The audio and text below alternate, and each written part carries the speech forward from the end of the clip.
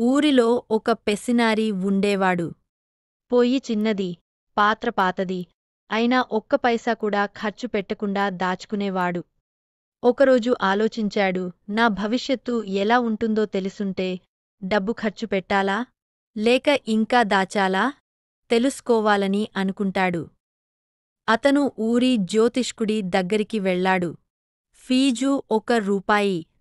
పిసినారి అడిగాడు, అర్ధ రూపాయికే చెబుతారా? జ్యోతిష్కుడు నవ్వి, సరే, అర్ధ భవిష్యత్తే చెబుతాను అన్నాడు. నీ భవిష్యత్తు అద్భుతంగా ఉంటుంది అన్నాడు. అంతలో ఆగపోయాడు. పిసినారి అడిగాడు, తరువాత? జ్యోతిష్కుడు, మిగిలిన అర్ధ రూపాయితో చెబుతాను అంతే. పిసినారి, భవిష్యత్తు విని వృథా ఖర్చు ఎందుకు, ప్రస్తుతమే దాచుకుంటే మంచిది అని మరింత పిసినారిగా మారిపోయాడు.